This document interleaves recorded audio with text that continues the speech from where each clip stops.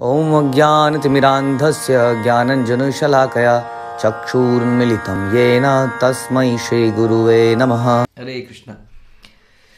भगवद गीता अध्याय 18 हम पढ़ेंगे समरी। ये भगवद गीता का आखिरी चैप्टर है। इसको हम कंक्लूजन कह सकते हैं, द परफेक्शन ऑफ रिनंसिएशन। हम सुनते आए हैं कि ज्ञान का रिजल्ट वैराग्य होना चाहिए। व्हाट इज़ वैराग्य? बेसिकली अगर हम बहुत ही हाई लेवल पे बोलें कि संसार से डिटैचमेंट एंड कृष्ण से अटैचमेंट, या कृष्ण से अटैचमेंट, संसार से डिटैचमेंट। जब तक हम संसार से अटैच रहेंगे तब तक कैसे हम भगवान से अटैच हो पाएंगे? तो दोनों चीज़ें साथ साथ चलती हैं। बाई ज्ञान हम भगवान से प्रेम पैदा करते हैं, अटैचमेंट पैदा करते हैं, जो कि हमें संसार से धीरे धीरे डिटैच करता चला जाता है। But what is the real perfection और रियंसिएशन? इसमें प्रारंभ में अर्जुन ये प्रश्न पूछते हैं कि हे भगवान, ये बताइए कि संन्यास और त्याग में क्या अंतर है? दोनों शब्द एक जैसे लगते हैं। What is the meaning? संन्यास क्या है और त्याग क्या है? तो भगवान बोलते हैं कि संन्यास है गिविंग अप द एक्टिविटीज़, जो ऐसी कार्यों को त्याग देना जिसके पीछे मटेरियल इच्छाएं हैं। तो संन्यास का थोड़ा डिफरेंट मीनिंग यहाँ हम सुनते हैं। संन्यास का मतलब जो अपरेंटली लगता है वो है कि समस्त कर्मों का त्याग। तो समस्त कर्मों का त्याग ना बोल के हम यहाँ सुन रहे हैं कि ऐसे कर्मों का त्याग जो कि निजी इच्छाओं से प्रेरित हैं। जब हम ऐसे, यानी कि हम निजी अपने लिए कुछ नहीं करते हैं, जब हम, है ना, अभी आगे और इस चैप्टर में डिटेलिंग आएगी। तो जब हम अपने लिए कुछ नहीं कर रहे हैं तो दैट इज़ अ संन्यास बेसिकली।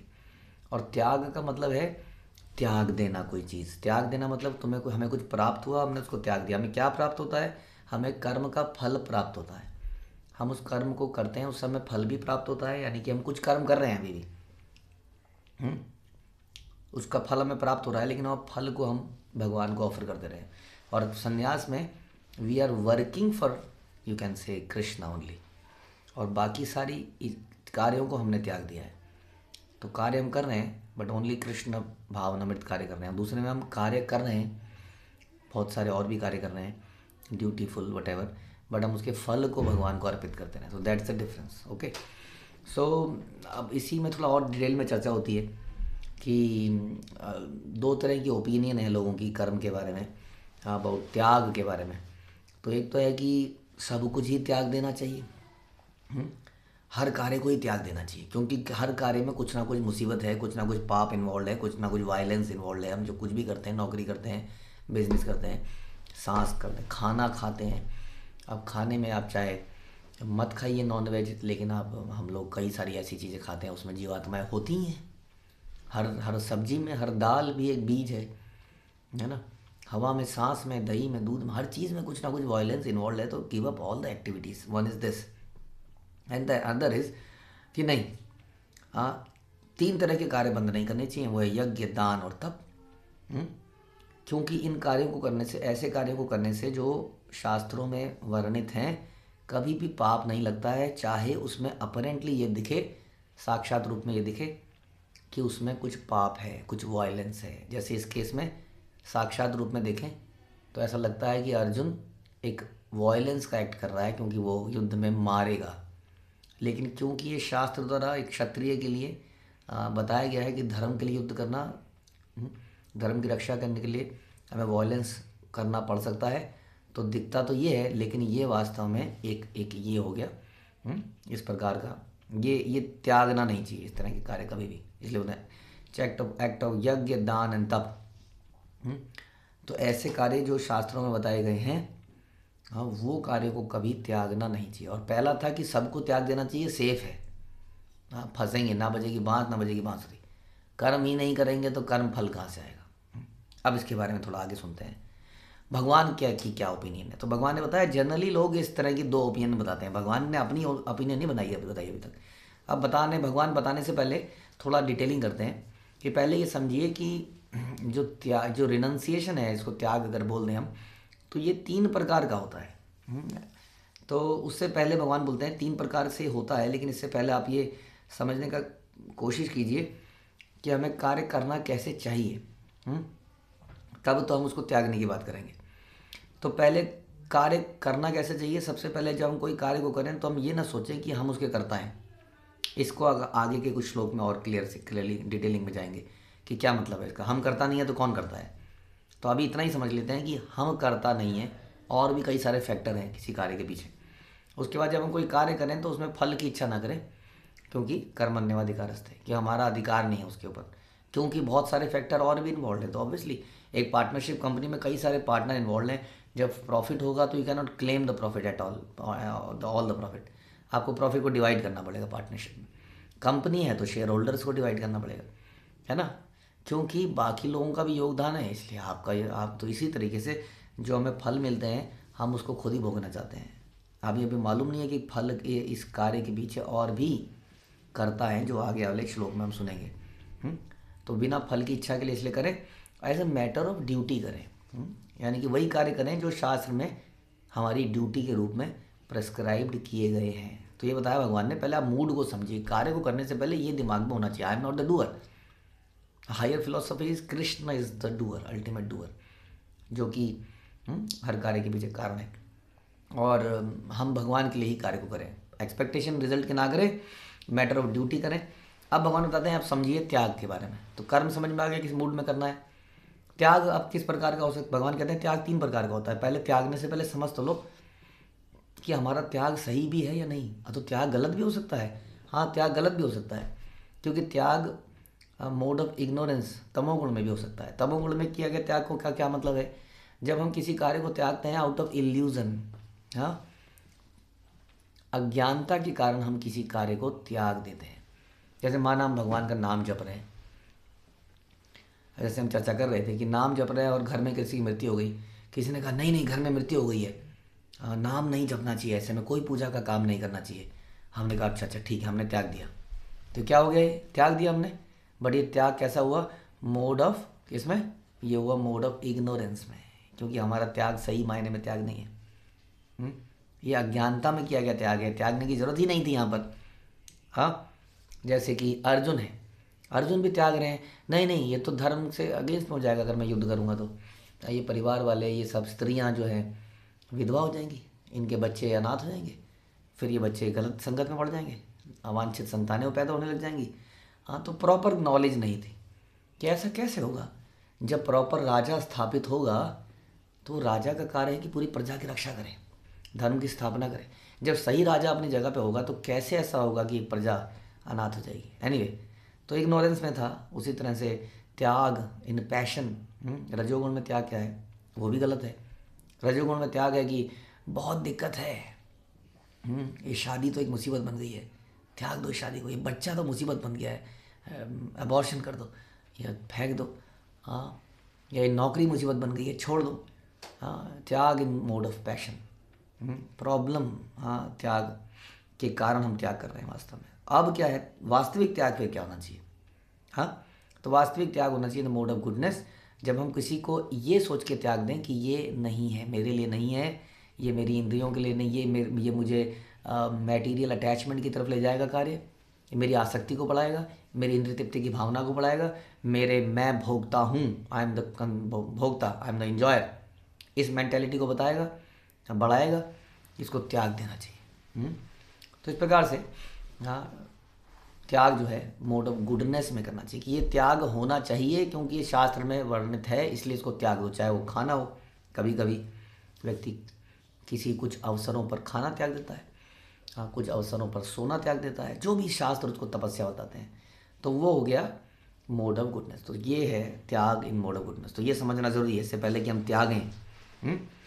तो समझदार, इस प्रकार जो समझदार त्यागी कौन है, इस प्रकार से अगर इन सबको एक साथ समझा जाए, हाँ, तो हमने कर्म के विषय में समझा कि कर्म को किस प्रकार करना चाहिए और त्याग किसको कहते हैं। अब इस प्रकार से जो इंटेलिजेंट त्याग करने वाला व्यक्ति है वो ना तो किसी अशुभ कार्य से चिढ़ता है, उससे दूर रहता है, ना ही किसी शुभ कार्य से अटैच रहता है। यानी कि शुभ अशुभ को नहीं देखता वो। सांसारिक रूप से शुभ अशुभ मतलब ये होता है कि जो मेरे शरीर का, मेरे परिवार वालों का, मेरे बिजनेस का ओवरऑल अच्छा करेगा वो शुभ है, जो इन चीज़ों के लिए प्रति बुरा है वो अशुभ है। यही इसका मतलब है। तो इन दोनों से परे है वो ये नहीं देखता कि मेरे लिए क्या शुभ है, मेरे लिए क्या शुभ है। वो ये देखता है कि क्या मैं वास्तव में कौन हूँ, क्योंकि हम गीता के आखिरी श्लोक में है वन शुड नो कि वो वास्तव में भगवान का अंश है। तो अंश रूप में उसके लिए क्या सही है, क्या करना चाहिए, क्या नहीं करना चाहिए। क्योंकि वो भगवान का अंश है, इसलिए वो कार्य करना चाहता है जो भगवान उसको बोलते हैं करने को, भगवद गीता में गुरु परंपरा के माध्यम से। अब वो चाहे ऊपर से अनऑस्पिशियस दिखे, जैसे कि अगेन गोइंग बैक, कि चाहे वो युद्ध करना सा लगे, कि यहाँ पर युद्ध करना अनऑस्पिशियस लगता है, कितना खून खराबा होगा, कितने लोग मर जाएंगे, अनेक करोड़ों करोड़ों लोग मर जाएंगे। लेकिन ये यहाँ पर वो करेगा क्योंकि ये भगवान और गुरु की इच्छा इसी में है। इसलिए ना तो किसी अनऑस्पिशियस वर्क से वो दूर भागता है कि नहीं नहीं ये नहीं करूँगा, इसमें तो मुसीबत है, ना ही ये शुभ कार्य है, वो शुभ कार्य भी नहीं करना चाहता। तो कई बार हम ऐसे व्रत अनुष्ठान करते हैं जीवन में जो कि मेरा शरीर को अच्छा करेंगे, मेरे परिवार की उम्र को बढ़ाएंगे, ऐसे बहुत सारे व्रत इत्यादि हम कर डालते हैं क्योंकि वो शुभ है। हाँ, तो ऐसे में जो एक भक्त है वो ऐसे शुभ कार्य करने के लिए आसक्त भी नहीं रहता, क्योंकि ये वास्तविकता में भगवान की सेवा नहीं है, तो मैं अपने लाभ के लिए कर रहा हूँ। That is called wise renunciant. वास्तव में मेधावी मेधावी सात्विक त्याग। ओके, तो इस प्रकार जो अपने कर्म के फल को त्याग देता है वो वास्तव में त्यागता है। तो बताते हैं कि अगर कोई व्यक्ति त्याग, इस प्रकार का त्याग की भावना पैदा नहीं करता है तो उसके साथ क्या होगा। माना हम जीवन में कर्म करते रहते हैं, हमारे अंदर ये त्याग नहीं आया, जो अभी तक हमने समझा कि त्याग हमें मोड ऑफ गुडनेस में करना चाहिए, यानी कि सही मात्रा त्याग तो करना ही है सबको वास्तव में। परफेक्शन ऑफ रिनंसिएशन ही है ये चैप्टर भी। हाँ, हमने सुना कि ज्ञान से वैराग्य, हमने सुना कि वैराग्य मतलब संसार से जब डिटैचमेंट एंड कृष्ण से अटैचमेंट। यही इस मानव शरीर का मुख्य लक्ष्य पर्पस है, यही इस मानव शरीर का मुख्य पर्पस है। हम लोग पूरा जीवन इस प्रकार से जीते हैं कि हमारी अटैचमेंट बढ़ती चली जाती है। But detachment does not mean कि आप सारी एक्टिविटीज़ को छोड़ दो, जो अभी तक हमने समझा। What is the real meaning of detachment, कि हम उसको एज ए डूअर किसी कार्य को ना करें, हाँ, उसके फल को भोगने की कोशिश ना करें, उसको फल को भगवान को अर्पित करें। That is called real renunciation. हाँ, तो अगर कोई ऐसा नहीं करता है तो क्या होगा, तो उसको या तो स्वर्ग मिल जाएगा, अच्छे कार्य करेगा तो, शुभ कार्य करेगा तो, अशुभ कार्य करेगा तो नरक मिल जाएगा, और अगर मिक्स्ड करेगा कुछ शुभ अशुभ तो ह्यूमन बर्थ में फंस जाएगा। ह्यूमन बर्थ में, इस ह्यूमन शरीर में कभी उसको साथ अच्छा होगा, कभी उसका बुरा होगा, कभी अच्छा होगा बुरा होगा, इसी में वो फंसा रह जाएगा। तो ये है, अगर कोई प्रॉपरली रिनंसिएशन नहीं करता है तो क्या होगा उसका। यानी कि किसी भी केस में यदि वो रिनंसिएशन नहीं पैदा करता है अपने अंदर, तो इस संसार से बाहर नहीं निकल सकता है। या तो ऊपर के लोकों में चला जाएगा, या नीचे के में चला जाएगा, या अर्थली बीच मिडिल लेयर में घूमता रहेगा, लेकिन घूमेगा यहीं पर और बार बार जन्म मृत्यु लेता रहेगा। इस संसार से यदि बाहर निकलना है तो उसको कर्म फल से डिटैचमेंट पैदा करनी पड़ेगी। हम जो भी कार्य करें उसका फल भगवान को अर्पित करें, या फिर हम भगवान के लिए ही कर्म करें। हाँ, इस प्रकार। हाँ, तो आगे सुनते हैं कि हर कार्य के 5 कारण होते हैं, जो हम कह रहे थे, कि इसलिए उसके फल के भोक्ता केवल हम नहीं हो सकते, क्योंकि 5 अलग अलग लोग इन्वॉल्व हैं, या अलग अलग कॉजेज़ हैं उसके। जैसे पहला है अधिष्ठानम। हाँ, सबसे पहले प्लेस ऑफ एक्शन, वो है बॉडी। ये जो बॉडी है, इसके कारण हम कार्य कर पाते हैं। वास्तव में देखा जाए तो मेरी body is acting almost automatically, है कि नहीं। हमारी बॉडी ऑटोमेटिकली काम करती है, किस किस तरीके से उसमें क्या क्या हो रहा है हमें हम जानते नहीं उसके अंदर क्या हो रहा है, तो मेरा कोई कंट्रोल नहीं है उसके अंदर। तो अधिष्ठानम इज द बॉडी, देन कर्ता the doer of action, consciousness reflected in the false ego. हाँ, ये कह सकते हैं हम कि ये हम कर्ता, आत्मा का जो आत्मा है उसको कह सकते हैं कि आत्मा इज़ वन ऑफ द कर्ता 5 में से। और तीसरा है कारणम, यानी कि सेंसेस। इस शरीर के अंदर कई सारी सेंसेस हैं, हाथ नाक कान मुंह, बहुत सारी कर्म इंद्रियाँ ज्ञान इंद्रियाँ हैं। हाँ, उस इंद्रियों के, वो इंद्रियाँ शरीर के ऊपर मानी जाती हैं। सबसे नीचे के लेवल पे शरीर होता है, उसके ऊपर सेंसेस होती हैं। हाँ, जिसमें कि ज्ञान इंद्रियाँ, कर्म इंद्रियाँ, फिर मन बुद्धि अहंकार। इस प्रकार शरीर के भी कई डिवीज़न हैं। हाँ, तो ये हो गया ये हो गया कारणम कहते हैं इसको। उसके बाद क्या, चेष्टा, एफर्ट, हाँ, एफर्ट डालना, ये सब होने के बाद भी अगर हम चेष्टा नहीं करेंगे, प्रयास नहीं करेंगे तो कोई कार्य होगा नहीं। तो प्रयास करने के लिए मोटिवेशन की आवश्यकता होती है। कई व्यक्तियों का मोटिवेशन समाप्त हो जाता है, इसलिए वो डल पड़े रहते हैं बिस्तर पे।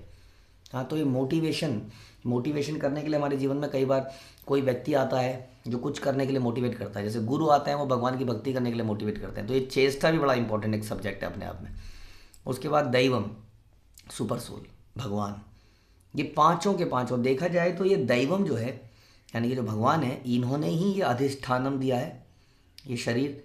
हाँ, ये जो कर्ता हम कह रहे थे, ये जो आत्मा, ये भी इसी दैवम या भगवान का अंश है। कारणम, जो इंद्रियां हैं, ये इंद्रियां भगवान की दी हुई हैं।